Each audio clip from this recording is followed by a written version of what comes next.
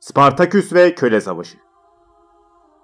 Kuruluşunun 679. yılında Roma ülkesinde devletin kabusu olan bir isyan patlak verdi. Bu isyanı Trakyalı köle Spartaküs başlatmıştı. Başından geçenler, modern çağdaki birçok insanın merakını celbetmiş olan Spartaküs, kimi zaman Hollywood destanına dönüşmüş, kimi zaman antik çağ romanlarının aranan karakteri olmuş, kimi zaman insanların sosyopolitik bakış açılarına göre bir ikon olmuş, kimi zaman da saldırgan bir haydut olarak değerlendirilmiştir. Spartaküs'ün insani yönü ve karakteri hakkında hiçbir şey bilmiyoruz. Zira asırlar ötesine baktığımızda gördüğümüz bir asi ve kahramanın stilize ve bulanık hayaleti sadece. Öte yandan yaptıklarıyla ilgili çok şey biliniyor. Araştırmacılara göre Spartaküs'ün taşıdığı at, Kerç Boğazı'nın M.Ö. 5. yüzyıldaki Trakyalı hükümdarı 1. Spartokos'tan geliyor. Bir grupta şahsın Güneybatı Bulgaristan'daki Mayoi kabilesinden geldiğini söylemektedir. M.Ö. 70'li yıllarda valilerin yerli kavimlere savaş açtığı Makedonya'da özgür Trakyalı kabileler Romalılara yardımcı kuvvet sağlıyordu. Ardından Pontus kralı 6. Mithridates'in Trakya'nın doğu sınırlarındaki Bitinya'ya yönelik artan baskıları üzerine Romalılar Trakya içlerine doğru ilerlemeye başladı. Bu durum Spartaküs'ü Romalılardan ayrılıp kendi yurdu için Romalılarla savaşa itti. Ardından da esir düşüp Capua'ya gladyatör olarak yollandı. M.Ö. 73 yılı ilkbaharında ağırlıkla Trakya ve Galyalılardan oluşan 200 gladyatör, Lentulus Batiatus'un gladyatör okulunda kötü muameleye içerlenerek kaçış planı yaptı. Bu gruba Spartaküs, Galyalı Krixus ve Onemeus önderlik ediyordu. Mutfak kısmında buldukları adetlerle muhafızlarla savaşıp esaretten kurtuldular. Capua sokaklarında yerel milis güçlerle çarpışıp kendilerini zor bela şehrin güneyindeki o sırada aktif olmayan Vezüv yanardağının yamaçlarına attılar. Yamaçlara ulaşabilen köle sayısı 30-70 arasındaydı. Spartaküs burada, kaçak kölelerden ve kaybedecek bir şey olmayan az sayıda özgür adamlardan ufak bir ordu oluşturdu. Bu kanlı ayaklanmayı bastırmak adına Roma'dan o yılın praetörlerinden Claudius Glaber'in komutasında alelacele ve rastgele seçilmiş askerlerden oluşan bir ordu yollandı. Köle ordusu yollanan bu birlikleri yenmekte zorlanmadı. Üstüne bu askerlerin alet edevatlarını da ele geçirdiler. Yenilgiyi iyi analiz edemeyen Senato, hala köle isyanını uygun bir yöntemle bastırabileceği bir olay olarak görüyordu. Bu sebeple söz konusu aksaklığı temizleyip düzeni yeniden kurması için o senenin 2 praetorunu daha güneye yolladı. Lucius Cosinius ve Publius Varinius'un orduları ard arda ağır yenilgilere uğradı. Cosinius karargahında öldürüldü. Varinus da ard arda yapılan muharebelerde yeterli gücü gösteremedi. Başarının altında bazı sebepler yatıyordu. İlk olarak Batiatus'un okulundan kaçan gladyatörlerden bazıları Spartaküs gibi önceden Roma'nın ya da Helenistik kralların ordularında askerlik görevi yapmış yahut kavimler arasındaki muhtelif savaşlara katılmışlardı. Bu da köleleri eğitmekte ve organize etmekte işe yaramıştı. İkinci olarak ganimet elden geldiğince köleler arasında eşit paylaştırılıyordu. Bu da belli bir süreliğine kölelerin birbirine düşmesini engelledi. Üçüncü olarak da kampta kimsenin altın sahibi olmasına izin verilmiyordu. Ticaret, bakır ve demir karşılığında yapılıyordu. Böylece ellerinde ham madde oluyor, silah yapımı kolaylaşıyordu. Bunlara rağmen tam donanımları olduğunu söylemek güçtür. Kalkan sıkıntılarını asma dallarını örerek ve bunları derelerle kaplayarak karşılıyorlardı. Spartaküs'ün zaferlerinden sonra güney bölgelerdeki Magister Pecorisler de köle ordusuna katıldı.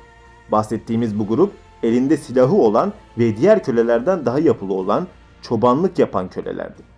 Asker olarak Spartaküs'ün ordusuna büyük katkı sağlayacaklardı. Yine güneyden gelen, çiftliklerde kahyalık yapan köleler de teknik olarak katkı sağlıyordu. Spartaküs, kışı yeni askerlerini eğiterek ve silahlandırarak geçirdi. M.Ö. 72 baharında 70.000 kişilik ordusuyla Spartaküs, Cumae, Nola ve Nucerya'ya saldırarak kampanyayı silip süpürürken, isyancılar arkalarında ölü insanlar, tecavüze uğramış kadınlar, yanan evler bırakıyordu. Lucania ve Bruttium bölgeleri de saldırılardan nasibini aldı. Bu büyük ordunun en nihayetinde çoğunluğu hür insanlardan nefret eden kölelerden, haydutlardan ve hırsızlardan oluşuyordu. Önüne geçilmeye çalışılsa da çetecilik faaliyetleri bahsedilen bölgelerde başını alıp gitmişti.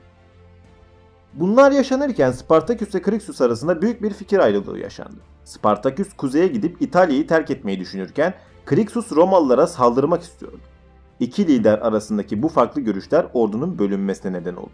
Krixus kendine bağlı olan Galyalı ve Germenlerden oluşan 20-30 bin kişiyle ana gruptan ayrıldı. Garganus Dağı'na vardığında o yılın konsüllerinden Lucius Publicola donanımlı lejyonlarıyla ona yetişti. 10.000 kişilik Roma ordusu Duplex Acies formasyonuna girerek iki sıra savunma hattı oluşturdu. Romalılar bir tepenin üzerinde pozisyon alırken Crixus en iyi bildiği şeyi yapmaya karar verdi. Aniden hücuma geçti. İlk saldırı başarısız olunca köleler geri çekildi. Tekrar toparlanıp savunma formundaki Romalılara bir kez daha saldırdılar. Uzun çarpışma sonrası Crixus tekrar geri çekildi. Pes etmeye niyeti olmayan Germen ve Galyalılar 3. kez yamaca doğru hücuma kalktı. 2 Roma lejyonu büyük kayıp vermesine rağmen düşmanın hattı bozmasına izin vermedi. Geri çekilen köle ordusu sayıca çok azalmıştı. Crixus rakibe soluk aldırmamak adına 4. kez hücuma geçti. Kan kokusunun genizleri yaktığı bir ortamdan Romalılar eriyip giden kölelerin üzerine doğru ağır ve sağlam bir taarruza geçti. Tepeden aşağıya doğru itilmeye başlayan Crixus ve adamları canlarını teslim ederek yolun sonuna gelmiş oldu. Crixus'un hikayesi burada bitmişti. Bunlar olurken kuzeye giden Spartaküs'ün üzerine diğer konsül Cornelius Claudianus yürüdü. Arkasından Publicola da geliyordu. Ancak Spartaküs inisiyatifi eline aldı ve Romalılara kuvvetlerini toparlamadan saldırarak 2 konsülü de bozguna uğrattı. Sonuçta konsüller itibar kaybetmiş olarak geri çağrıldılar. Öfkeli senato tarafından derhal görevden azledildiler. Spartaküs, Crixus'un ruhunu huzura kavuşturmak ve Romalılarla dalga geçmek için 300 Romalı esire gladyatörler gibi müsabaka yaptırıp kendi yoldaşlarını öldürtmüştü. Tabiri caizse vaktiyle temaşa edilenler şimdi temaşa ediyor. Belli ki Trakyalı gaddar bir hiciv duygusuna sahipti.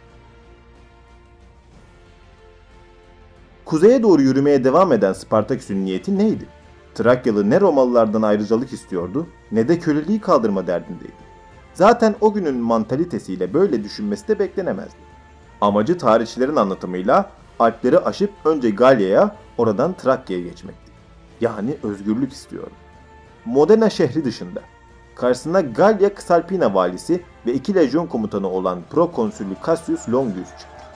Onu da yenen Spartaküs'ün önünde artık engel kalmamıştı. Alplerdeki geçitlere giden yol açıktı ve şans var gibi gözüküyordu.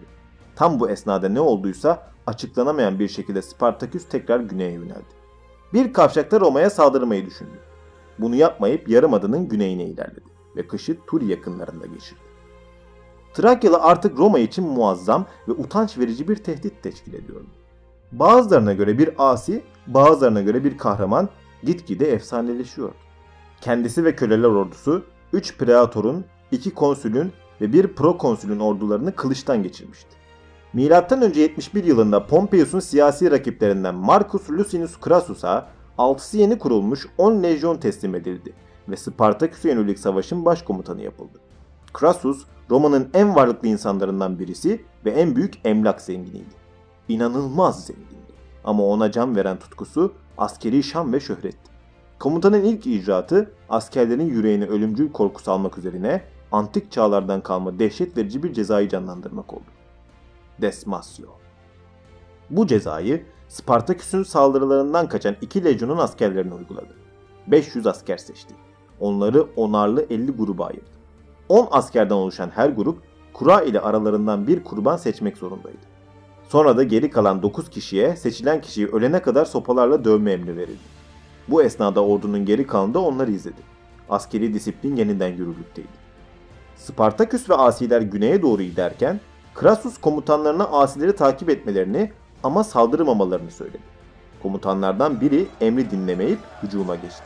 Spartaküs saldıran 2 lejyonu tarumar etti. Vakit kaybetmeden de güneye çizmenin ucuna doğru yöneldi. Amacı Sicilya'ya varmaktı. Klikyalı korsanlarla anlaştı. Onlar sayesinde adamlarını karşıya geçirecekti. İkinci köle isyanının üzerinden çok geçmemişti ve zamanında ayaklanan Sicilyalı köleler Spartaküs'ün kıvılcımıyla hemen alevlenebilirdi. Roma'nın buna engel olması şarttı. Gelin görün ki Klikyalı korsanlar Spartaküs'ün parasını alıp kaçmıştı. General Crassus da rakibini durdurmak için İtalya çizmesinin burnunda denizden denize uzanarak ana karanın dar boynunu kesen bir hendek kazdırdı. Hendeğin üzerini de gerekli amaçlarla tahkim etti. Böylece Spartaküs'ü tuzağa düşürecekti. Tüm aksiliklere rağmen kar yağışının devam ettiği bir kış günü Trakyalı ve adamlarından bir grup hendeğin belli bir bölümünü çalı çırpı ve cesetlerle doldurarak bariyerlerden sızmayı başardı. Anakaradaki topraklarda özgürdü yine. ama adamlarının çoğu geride kalmıştı. Sabırsızlanan Senato, tecrübeli lejyonlarıyla İberya'dan dönen Pompeius ve Makedonya prokonsülü Varro Lucullus'tan savaşı bitirmek için Crassus'a yardım etmelerini talep etti. Bunu duyan Spartaküs, deniz yoluyla Eperios'a kaçabilmek için Brindisi'ye hareket etti. Ama limanın Romalılarca tutulduğunu öğrenince vazgeçti. Zaman daralıyor, Crassus mesafeyi giderek kapatıyordu. Spartaküs şiddete tırmanan bir dizi çatışmadan sonra kuzeybatı Lusinia'daki Silarus Nehri'nin yakınlarına vardı. Hemen arkasından düşmanı da yetişmişti. Yürüyüş sırasında nehrin iki kıyısına yakın alanlarda mola kampları kurmuş Crassus'un askerlerinden bazılarına siper kazma emri verildi. Asi ordusunun öncü kuvvetleri de onlara yakın mevzilenmişti. Hendek kazan Romalı inşaat ekibiyle gözcülük yapan isyancılar arasındaki ufak bir sürtüşmenin tırmanmasıyla savaş başlamış oldu. Romalı muhafızlar bu anda hendek kazanlara yardım için koştular. Bunu gören köle ordusunun bazı askerleri mücadeleye karışınca çarpışan adam sayısı giderek arttı. Dalaşma bir süre sonra dört dörtlük bir çatışmaya döndü. Spartaküs hızlı davranıp ordusunu nizama soktu. Aynı doğrultuda hareket eden Crassus da 10 lejyonuyla geleneksel triplex acies yani 3 hattan oluşan savaş nizamında mevzilendi. İki ordu var gücüyle birbirlerine girdi. Uzun süren bir mücadelenin ardından düzenli lejyonlar isyancılara üstün gelmeyi başardı. Asi ordusu önü alınamaz bir şekilde eriyordu. Spartaküs kendi yazdığı efsanenin sonuna geliyordu. Tarihçi Plutarkus'un sözleri bu tarihi kişiliğin son anlarına dair versiyonlarından birisini sunuyor. O vakit Spartaküs havada uçuşan silahlar ve yaralı adamlar arasında Crassus'a doğru kendine yol açmaya başladıysa da hakikatte kendisine erişemedi. Lakin bir olup üzerine çullanan iki senturioyu katletti. En nihayetinde refakatçileri de firar edince etrafı düşman kalabalığıyla sarılı halde yalnız kaldı ve katledildiği esnada bile hala kendini müdafaa etmekteydi. Spartaküs böyle can verdi işte. Kimilerine göre ise kaçmayı başarmıştı. Bu çarpışmada Roma 1000 asker kaybederken 60.000'e yakın köle katledilmişti. Savaşın genel bilançosu ise şöyleydi. Roma bu isyanı bastırmak için fazladan 50.000 kişiyi askere almıştı ve 150.000 köle hayatını kaybetmişti. Asilerin öldürdüğü binlerce sivil de cabasıydı. Son olarak da Crassus ibreti alem için 6.000 asiyi Roma Capua yolunda karşılıklı olarak çarmıha germişti. Savaş bitmiş, Spartaküs efsanesi noktalanmıştı ve Roma'nın yaralarını sarması gerekiyordu.